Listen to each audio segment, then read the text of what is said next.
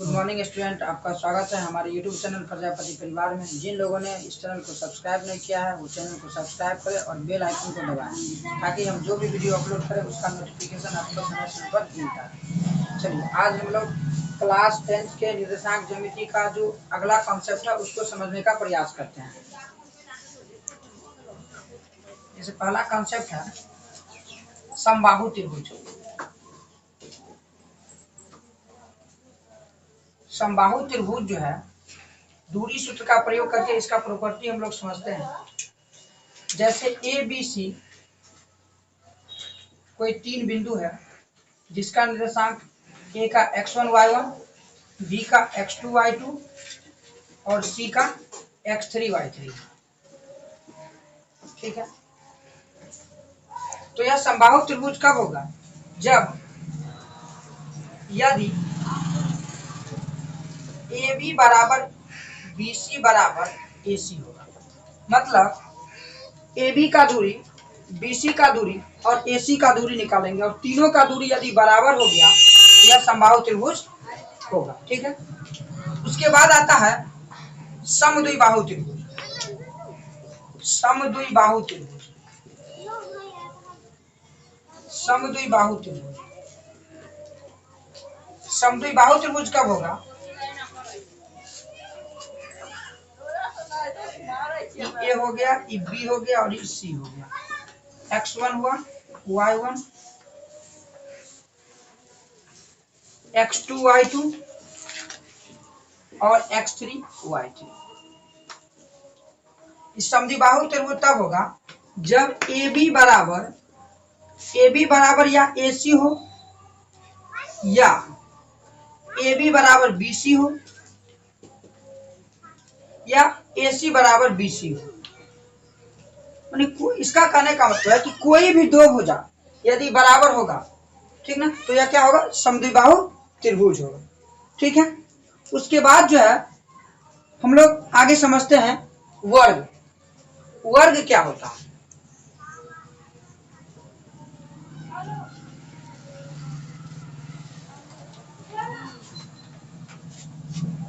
A B C और D. ठीक है, ए का निर्देशांक हो गया x1 y1, बी का हो गया x2 y2, सी का हो गया x3 y3, डी का हो गया x4 y। और ए से सी को मिला देंगे विकर्ण को और बी से डी को भी मिला देंगे, बी से डी को। ठीक है, यदि ए बी बराबर बी सी बराबर सी डी बराबर क्या होगा? ए डी, तथा ए बी बराबर क्या होगा? ए सी बराबर क्या होगा? ए सी बराबर बी डी। मतलब विकर्ण क्या होगा? बराबर होगा। चारों भुजाएं और विकर्ण बराबर होगा तो वह क्या होगा? ए बी सी डी एक वर्ग होगा। ठीक है, उसके बाद है हम लोग आयत के बारे में चर्चा कर लेते हैं। आयत कब होगा? आयत के बारे में अगर हम चर्चा करेंगे, x1 y1, x2 y2 लिखा है कि ना, x3 y3 और d हो जाएगा x4 y। ठीक है, तो हम लोग ए बी सी डी चारों का निर्देशांक हम लोग लिख दिए, x1 y1, x2 y2, x3 y3 और x4 y। ये आयत कब होगा? यदि ए बी बराबर क्या होगा? ए बी बराबर सी डी, माने आमने सामने की भुजा बराबर होगा, और बी सी बराबर क्या होगा? ए डी होगा। साथ ही साथ इसका विकर्ण भी क्या होगा? बराबर होगा। मतलब ए सी बराबर क्या होगा? बी डी होगा। ठीक है, तो दो भुजाएं बराबर होगी और दोनों विकर्ण बराबर होगा तो वह क्या हो जाएगा? आयत हो जाएगा। ठीक है, अब पांचवा पॉइंट हम लोग पढ़ेंगे समांतर चतुर्भुज। समांतर चतुर्भुज,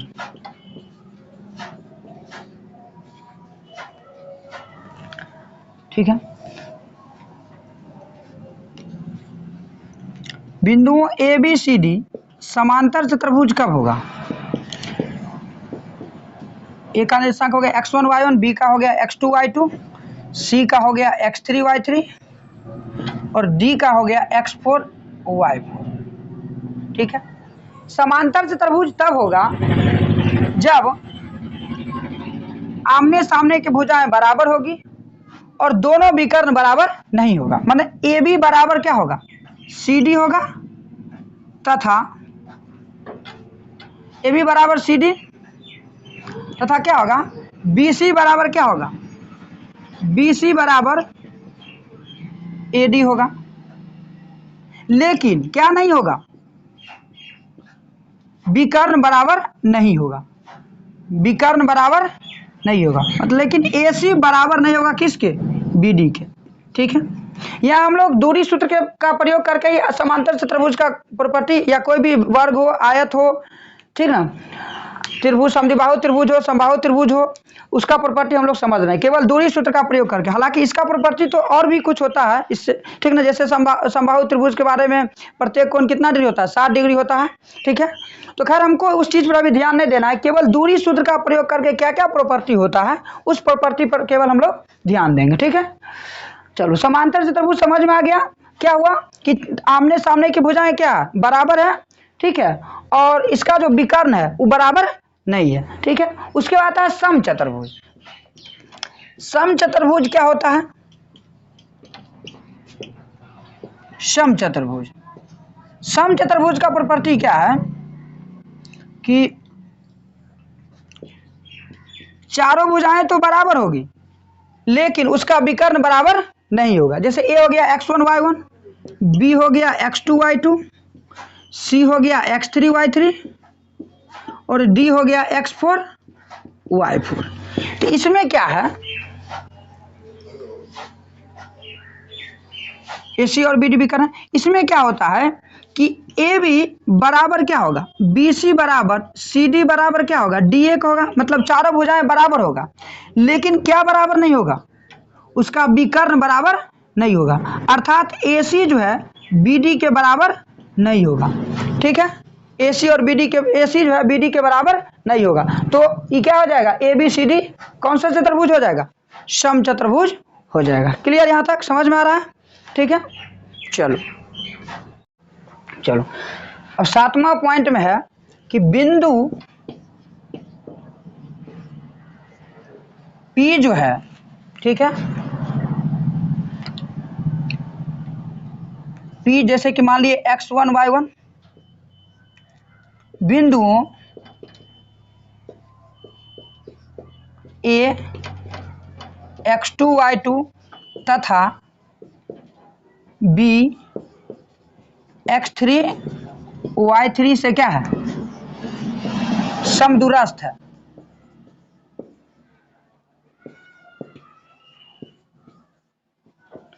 क्या है, बिंदु P जो है बिंदुओं A और B से क्या है, समदूरस्थ है। तो जब समदूरस्थ होगा, जैसे P हमने माना क्या, x1 y1, A है x2 y2 और B हो गया x3 y3। समदूरस्थ होगा तो क्या होगा, AP और PB के बीच की दूरी क्या होगा, बराबर होगा। AP और PB के बीच की दूरी क्या होगा, बराबर होगा। कब, जब बिंदु P जो होगा बिंदुओं A और B से क्या होगा, समदूरस्थ, मतलब समान दूरी पर है। मतलब P जो है जितना दूरी पर A से है, A से P के बीच जितनी दूरी होगी उतना ही दूरी B से P के बीच होगी। क्लियर है, समझ में आ रहा है। चलो उसके बाद जो है 8वां पॉइंट है, 8वां पॉइंट है, इंपॉर्टेंट है।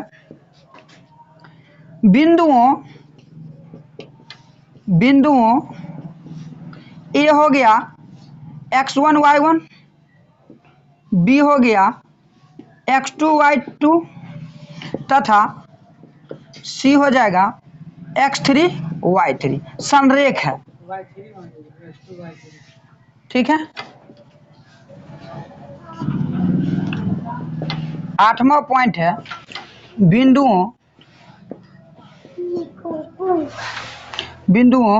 A हो गया x1 y1, B हो गया x2 y2 तथा C हो जाएगा x3 y3। संरेख है। यदि बिंदुओं ए बी और सी संरेख है तो संरेख होने के लिए क्या कंडीशन है? दूरी सूत्र का प्रयोग करके क्या करेंगे? जैसे मान लो ई ए हो गया जिसका निर्देशांक हो गया x1 y1, यहाँ बी हो गया जिसका निर्देशांक है x2 y2 और यहाँ सी हो गया जिसका निर्देशांक है x3 y3। इस संरेख होगा कब होगा संरेख? जब ए बी की दूरी और बी सी की दूरी का योग ए सी की दूरी के क्या होगा? बराबर होगा। ठीक है, मतलब ए बी की दूरी और बी सी की दूरी का योग क्या होगा? ए सी की दूरी के क्या होगा? बराबर होगा। तो बिंदुओं ए बी और सी क्या होगा? संरेख होगा। वैसे आगे हम लोग चैप्टर में पढ़ेंगे संरेखी का एक और मतलब कंसेप्ट होता है कि त्रिभुज का क्षेत्रफल यदि क्या हो जाएगा? 0 हो जाएगा, ठीक है, तो बिंदुओं क्या हो जाएगी? संरेख हो जाएगी। ठीक है, तो कहने का मतलब है उसको हम अगला टॉपिक चैप्टर में पढ़ेंगे। ठीक है, अगला एक्सरसाइज में, तो इसको ठीक है ना? ठीक है, तो हम लोग अब एक्सरसाइज का कुछ क्वेश्चंस देखेंगे। जैसे कह रहा है कि बिंदुओं के निम्नलिखित युग्मों के बीच की दूरियां ज्ञात करें। ठीक है, जैसे पहला क्वेश्चन में कह रहा है कि 2,3 और 4,1 के बीच की दूरी क्या होगी। ठीक है, तो हम ए लिख देते हैं। ए का निर्देशांक है 2,3 और बी का निर्देशांक है 4,1। ठीक है, इसको x1 y1 मान लेते हैं, इसको x2 y2 मान लेते हैं। ठीक है, ए बी का दूरी सूत्र का फॉर्मूला होता है ए बी बराबर √x2 माइनस x1 का whole square plus y2 minus y1 का होल स्क्वायर। तो x2 हो जाएगा 4 माइनस 1 का 2, 4 माइनस 2 का होल स्क्वायर प्लस 1 माइनस 3 का होल स्क्वायर। ठीक है, अब आ जाएगा ए बी बराबर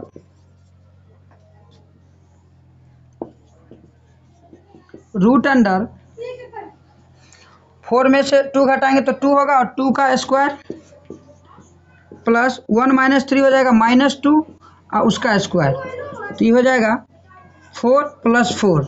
ठीक है, तो यहाँ से ए बी आ जाएगा √8। तो यहाँ से ए बी बराबर, इसको हम 8 को लिखेंगे 4 × 2 और 4 का वर्गमूल कितना हो जाएगा? 2 और √2 बच गया तो इसको रूट के अंदर डालेंगे तो 2√2 इकाई क्या हो जाएगा? ए बी के बीच की दूरी हो जाएगी। ठीक है, समझ में आया? ठीक है, दूसरा क्वेश्चन क्या है? जैसे बिंदु ए हो गया, इसका निर्देशांक हो गया 5,7। बिंदु बी हो गया, उसका निर्देशांक है 1,3।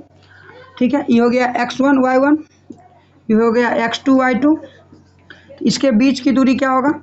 ए बी बराबर फॉर्मूला वही लगाएंगे x2 माइनस x1 का whole square plus y2 minus y1 का होल स्क्वायर।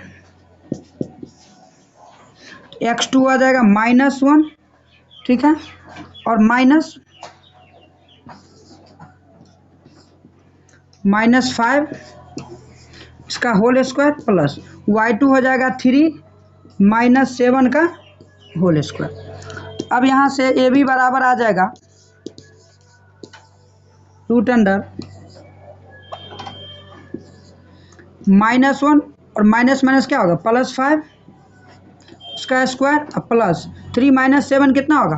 क्योंकि बड़ा वाला के पहले वाला साइन लिखा जाता है तो बड़ा वाला के पहले क्या माइनस है तो माइनस लिखे और 7 में से 3 घटा देंगे तो कितना बचेगा? 4, तो -4 का स्क्वायर हो जाएगा। तो यहाँ से ए बी बराबर आ जाएगा, फिर यहाँ भी बड़ा वाला का पहले क्या प्लस है तो प्लस तो लिखा नहीं जाता है, 5 में से गया 4 तो ये हो जाएगा 4 का स्क्वायर, 4 का स्क्वायर प्लस -4 का स्क्वायर। तो यहाँ से ए बी बराबर आ जाएगा 4 का स्क्वायर 16 और -4 का भी स्क्वायर करेंगे तो 16 हो जाएगा। तो यहाँ से ए बी बराबर आ जाएगा √32। ए बी बराबर आ जाएगा 32 को लिखेंगे 16 × 2, 16 का वर्गमूल कितना हो जाएगा? 4, 4√2 हो जाएगा। ये आ जाएगा 4√2 इकाई। ठीक, पॉज करो। तीसरा है ए कॉमा बी और माइनस ए कॉमा माइनस बी। ठीक है, ए का निर्देशांक है ए कॉमा बी और बी का है माइनस ए कॉमा माइनस बी। ठीक, तो दोनों के बीच की दूरी ए बी बराबर क्या होगा, अब की बार डायरेक्ट करने का प्रयास करेंगे। माइनस ए, यह होगा माइनस ए का स्क्वायर प्लस माइनस बी और माइनस बी, फॉर्मूला वाला माइनस। तो जब दोनों साइन क्या रहता है, सेम रहता है, तो दोनों को हम जोड़ देते हैं और जो साइन रहता है वही साइन क्या करते हैं, लिख देते हैं। यहाँ भी दोनों का साइन सेम है, माइनस है तो माइनस लिखे और दोनों को क्या कर दिए, जोड़ दिए। ठीक है, तो आ जाएगा माइनस 2a का whole square plus minus 2b का होल स्क्वायर, ए बी बराबर। तो यहाँ से ए बी बराबर आ जाएगा, कितना हो जाएगा, 4a square plus 4b square. तो ए बी बराबर आ जाएगा, 4 कॉमन ले लेंगे तो बचेगा ए स्क्वायर प्लस बी स्क्वायर। तो यहाँ से ए बी बराबर आ जाएगा 4 का वर्गमूल होगा 2 और इधर आ जाएगा ए स्क्वायर प्लस बी स्क्वायर। ठीक है, यही क्या हो जाएगा, तुम्हारा आंसर हो जाएगा। ठीक है, अब हम लोग दूसरा क्वेश्चन देखेंगे। दूसरा क्वेश्चन कह रहा है कि बिंदुओं 0,0 और 36,15 के बीच की दूरी ज्ञात कीजिए। क्या अब आप अनुच्छेद 7.2 में दिए गए दोनों शहरों ए और बी के बीच की दूरी ज्ञात कर सकते हैं। ठीक है, तो पहले हम मेरा क्वेश्चन क्या है कि बिंदुओं 0,0 और 36,15 के बीच की दूरी ज्ञात करें। ठीक है, उसके बाद दूसरा पार्ट को हम लोग देखेंगे, पहले पहला पार्ट देख लेते हैं। ठीक है, कह रहा है पहला पार्ट में कि 0,0 हो गया, ये हो गया, और बी है 36,15। ठीक है, इसको मान लेते हैं x1, इसको y1, इसको x2 और इसको y2। ठीक है, तो दोनों के बीच की दूरी अगर हम निकालें तो आ जाएगा x2 माइनस x1 का whole square plus y2 minus y1 का होल स्क्वायर। तो यहाँ से ए बी बराबर आ जाएगा रूट अंडर x2 हो जाएगा 36 माइनस 0 का स्क्वायर प्लस 15 माइनस 0 का स्क्वायर। तो यहाँ से ए बी बराबर आ जाएगा 36 का होल स्क्वायर प्लस 15 का होल स्क्वायर। ठीक है, उसके बाद है ए बी बराबर आ जाएगा रूट अंडर 36 का स्क्वायर 1296 होता है और 15 का स्क्वायर 225 होता है। तो ए बी बराबर आ जाएगा 1296 और 225, कितना आ जाएगा, 6 5 11 के एक हासिल 1, 9 2 11 1 12 के दो हासिल 1, 12 2 14 1 15, 15 से क्या आ रहा है, 21 आ रहा है। ठीक है, और 15 से 21 का क्या निकालना है, वर्गमूल निकालना है। ठीक है, तो देख लेते हैं 15 से 21 का वर्गमूल कितना आ रहा है, चेक कर लेते हैं। यहाँ पर 3 3 9 हो जाएगा, बचेगा 6 2 1 3 3 कितना हो जाएगा 6।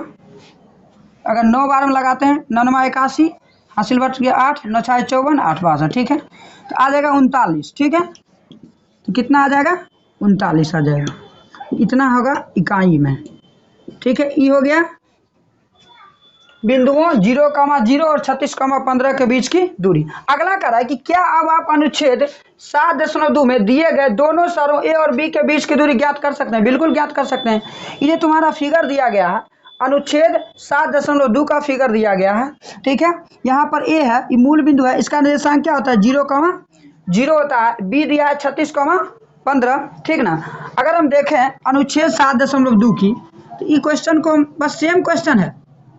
अनुच्छेद अगर हम 7.2 की बात करें तो यहाँ भी ए बी बराबर क्या हो जाएगा, रूट अंडर डायरेक्ट लिखें तो 36 माइनस 0 का क्या हो जाएगा, 36 माइनस 0 का होल स्क्वायर प्लस 15 माइनस 0 का होल स्क्वायर, 15 माइनस 0 का दिख रहा है क्या, 0 का होल स्क्वायर। तो ए बी बराबर आ जाएगा स्क्वायर रूट 36 का होल स्क्वायर कितना हो जाएगा 1296 प्लस 225। तो यहाँ से ए बी बराबर आ जाएगा रूट अंदर 1521 और 15 से 21 का जब वर्गमूल निकालेंगे तो हम लोग को 39 आ जाएगा। ठीक है, तो इतना इकाई क्या आ जाएगा, आंसर आ जाएगा। ठीक है, तो दोनों का आंसर सेम आएगा। समझ में आ गया? चलो इसको छापो। तीसरा क्वेश्चन है, निर्धारित कीजिए कि क्या बिंदु 1,5, 2,3 और -2, -11 संरेखी है। ठीक है, तो संरेखी का कॉन्सेप्ट हम बताए थे, इसको समझ लेते हैं थोड़ा सा। जैसे हम 3 बिंदु लिख रहे हैं, ए, बी और सी। ए का निर्देशांक हो गया 1,5, बी का हो गया 2,3 और सी का हो गया -2, -11। ठीक है, इस संरेखी कब होता है, जब A B plus B C, मान ए बी के बीच की दूरी और बी सी के बीच की दूरी ए सी के बीच की दूरी के क्या होगा, बराबर होगा, तो बिंदु में क्या होगी, संरेख होगी। ठीक है, तो ए बी के बीच की दूरी अगर हम देखें तो ए बी निकालने के लिए क्या करेंगे। ठीक है, इसको मान लेते हैं, अलग अलग कर लेते हैं। ए बी की बात अगर हम करें, ए बी, ए और बी की अगर हम बात करें तो 1,5 हो गया और बी हो गया 2,3। ठीक है, समझ में आ रहा है? तो यहाँ से ए बी बराबर क्या हो जाएगा। ठीक है, अगर हम इसको मान लेते हैं x1 y1 और इसको मान लेते हैं x2 y2। ठीक है, तो यहाँ से आ जाएगा 2 माइनस, फॉर्मूला लिख देते हैं, चलो, x2 माइनस x1 का whole square plus y2 minus y1 का होल स्क्वायर। ठीक है, समझ में आ रहा है, दिख भी रहा है। तो ए बी बराबर आ रहा है, यहाँ x2 हो जाएगा 2 माइनस कितना हो जाएगा 1 का होल स्क्वायर प्लस 3 माइनस 5 का होल स्क्वायर। तो यहाँ से आ जाएगा 1 का स्क्वायर प्लस -2 का होल स्क्वायर। ठीक है, तो यहाँ से ए बी बराबर आ जाएगा, ए बी बराबर आ जाएगा रूट अंडर 1 का स्क्वायर 1 और -2 का स्क्वायर क्या हो जाएगा 4। तो यहाँ से ए बी बराबर आ जाएगा √5। ठीक है, अगर हम बात करते हैं बी सी की, बी और सी, तो बी का निर्देशांक हो गया 2,3 और सी का निर्देशांक है -2, -11। दिख रहा है? ठीक है, तो बी सी अगर हम करें, अब की बार हम फार्मूला नहीं लिखेंगे, डायरेक्ट लिखेंगे। बी सी निकालेंगे, 2 है तो -2 और -2 का क्या होगा होल स्क्वायर प्लस -11 और -3 का क्या हो जाएगा होल स्क्वायर। तो यहाँ से बी सी बराबर आ जाएगा रूट अंडर माइनस क्या हो जाएगा, देखो यहाँ भी -2 है और यहाँ भी -2 है। ठीक है, जब दोनों सेम साइन रहता है तो उस साइन के साथ जुड़ जाता है। ठीक है, तो 4 का स्क्वायर यहाँ क्या हो जाएगा, यहाँ हो जाएगा -14 का होल स्क्वायर। ठीक है, तो यहाँ से बी सी बराबर आ जाएगा 4 चौक 16 हो जाएगा और 14 का स्क्वायर कितना हो जाएगा 196 हो जाएगा। ठीक है, 196। तो यहाँ से बी सी बराबर आ जाएगा रूट अंडर कितना हो जाएगा 212। ठीक है, कितना हो जाएगा 212 हो जाएगा। ठीक है, अब इसको फैक्टराइजेशन करो तो 212 को क्या लिखोगे 36 गुने 6 गुने 2। ठीक है, चलो, तो बी सी बराबर इसको लिखेंगे हम क्या रूट अंडर, देखो 36 दिया कितना होता नहीं 216 होता तब होता, इसको फैक्टराइजेशन करो। ठीक है, 212 को अगर हम तोड़ेंगे यहाँ पर लिखते हैं, ये 2 हो जाएगा तो 100 कितना होगा 6 हो जाएगा, 2 जाएगा तो कितना हो जाएगा 53 हो जाएगा। ठीक है, तो इसको हम क्या लिखेंगे बी सी बराबर, ठीक है, 2 गुने कितना लिखेंगे 53। अब 2 को 2 है तो उसको बाहर निकालेंगे तो 1 2 निकलेगा और ये क्या हो जाएगा रूट के अंदर हो जाएगा, तो 2 रूट कितना हो जाएगा 53 हो जाएगा। समझ में आ रहा है, कोई दिक्कत बिल्कुल नहीं। अब हम निकालते हैं ए सी, क्या निकालते हैं ए सी। ए का निर्देशांक क्या है 1,5, 1, क्या है 5 और सी का निर्देशांक क्या है -2, -11। दिख रहा है कि नहीं दिख रहा, दिख रहा है। चलो, अब ए सी जब हम निकालते हैं तो क्या होगा रूट अंडर -2 और -1 का होल स्क्वायर प्लस -11 -5 का होल स्क्वायर। तो यहाँ से ए सी बराबर आ जाएगा रूट अंडर -2 और -1 क्या होगा -3 तो -3 का होल स्क्वायर और प्लस -16 का होल स्क्वायर। तो यहाँ से AC बराबर आ जाएगा 3 तिया 9 और 16 का स्क्वायर करेंगे तो 200 कितना आ जाएगा 56। ठीक है, तो AC बराबर आ जाएगा 200 कितना आ जाएगा 56 4 60 और 5 65। 200 कितना आ जाएगा 65 आ जाएगा। तो 265 को तुम क्या लिखोगे 265 को गुणनखंड तो 5 बार में जाएगा, 5 बार में चला जाएगा 25 5 तिया 15। ठीक है, तो 265 को जो है, ठीक है, इसका गुणनखंड नहीं टूटेगा। ठीक है, तो 265 ही हो जाएगा। तो अब यहाँ से पता चला कि AC बराबर कितना होगा 265 इकाई। AC बराबर कितना आ गया रूट में 265 इकाई आ गया। अब यहाँ से तुम देखो कि AB और BC, AB आ जाएगा तो आया तुम्हारा कितना √5, BC आया तुम्हारा 2√53 और AC आया कितना √265 आया, है ना। तो कहने का मतलब क्या है कि AB और BC को जब हम जोड़ें तो बराबर नहीं ना हुआ AC के। AB और BC का योग जो है AC के बराबर नहीं है। इसीलिए बिंदुओं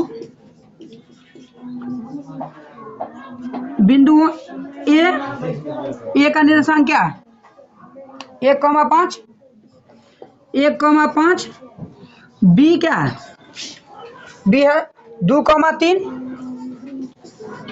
तथा C क्या है C है -2, -11। संरेख नहीं है, संरेख नहीं है। समझ में आया। ठीक है, यदि हमारा वीडियो अच्छा लगे तो चैनल को सब्सक्राइब करें, लाइक करें, कमेंट करें और दोस्तों में शेयर करें। Thanks for watching the video.